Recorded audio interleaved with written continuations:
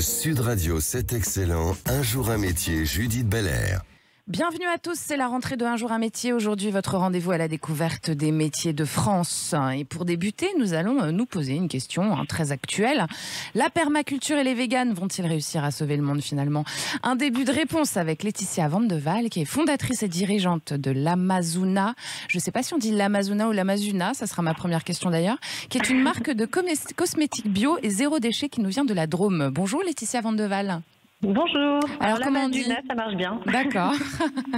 Alors vous avez donc monté cette marque de cosmétiques qui est en plus à objectif zéro déchet depuis 11 ans. Qu'est-ce qui vous a donné envie de faire ça?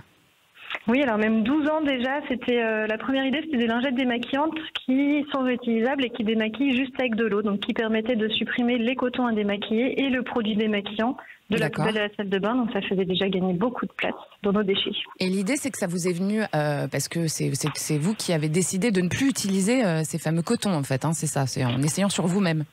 Oui, c'est une idée qui arrive un peu par hasard en partant en week-end avec des amis, avec une marque de serviettes en microfibre bien connue. Je m'étais pas démaquillée, en me séchant le lendemain, ça m'a bien démaquillée, mais aussi arraché tous les cils. Donc il y avait une idée à creuser.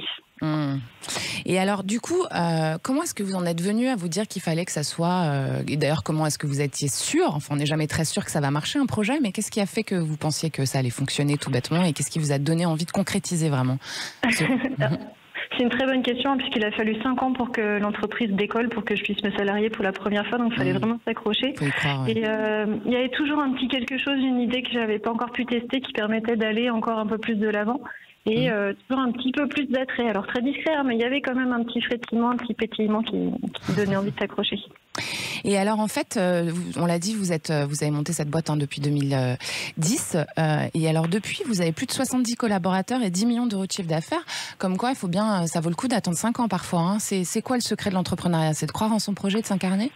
Ah oui, et puis d'être ultra positif surtout puisqu'on fait face à des montagnes en permanence. Alors là, littéralement, j'ai le Vercors sous les yeux, mais c'est une montagne très sympathique. Mais sinon, il faut vraiment s'accrocher pour aller faire réaliser tout ce dont on a envie. Donc, faut rien lâcher, quoi. Faut juste rien lâcher.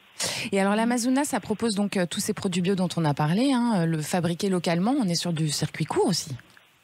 Oui, alors le plus possible. Et cette année, on fait un premier test, c'est de produire notre propre ingrédient. Donc là, on a cultivé du tournesol dont on va pouvoir extraire de l'huile et qui va pouvoir être utilisé dans nos produits. Et en fin d'année, on a prévu de démarrer une culture de lavandin dont on va pouvoir extraire l'huile essentielle. Et ce jardin en permaculture, vous l'avez installé dans votre siège qui est un écolieu en fait. C'est ça qui est dans la Drôme à Marche. Racontez-nous un petit peu ce lieu aussi. Oui, tout à fait. Alors, il y a 12 ans, j'étais sur Paris. L'entreprise est née sur Paris. On est monté à une quinzaine de collaborateurs sur Paris avec une idée qui a été de remplacer les tickets restaurants par un jardin en permaculture. Donc, on a déménagé dans la Drôme, tous ensemble. Et là, le projet est devenu réalité. En l'espace de 4 ans, on a construit un écolieu dans lequel je suis aujourd'hui. Et de la fenêtre, pareil, on voit le jardin en permaculture, alors qui est sous forme de test cette année. On a fait que 1100 oignons, 60 pieds de tomates, etc. juste pour tester. Que ça. Que ça. Et l'année prochaine, on espère bien alimenter un restaurant d'entreprise avec cette production. D'accord. Et vos salariés mangent tous ensemble? Comment ça se passe? Alors là, on mange tous ensemble parce qu'on fait notre pause en même temps, mais on espère bien l'année prochaine, on aura tous les mêmes assiettes. D'accord, c'est bien ça. Et alors, vous avez aussi développé d'autres marques. Vous avez aussi développé The Green Emporium et Kisupu. Kisupu avec le petit jeu de mots par derrière. Alors, c'est toujours dans la même idée, c'est des produits sains, bio, vegan, 100% fabriqués en France. Donc, c'est des marques de cosmétiques solides pour les premiers The Green Emporium qui sont distribués en grande surface, c'est ça? Voilà, exactement. La différence, ça va être les circuits de distribution.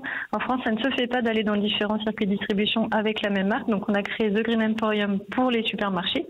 Et du coup, on s'est donné un autre objectif qui est de financer le ramassage de déchets sur les plages. Pour chaque produit vendu, vous avez 10 centimes qui sont reversés pour le nettoyage des plages. Vous allez peut-être sauver le monde finalement, les véganes. Qu'est-ce que vous en pensez?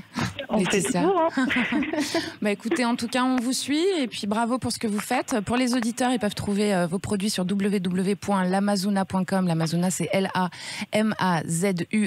Je vous remercie Laetitia Van de Waal de votre témoignage de ce matin pour cette belle rentrée. Merci beaucoup. Très bonne journée. Merci. Au revoir.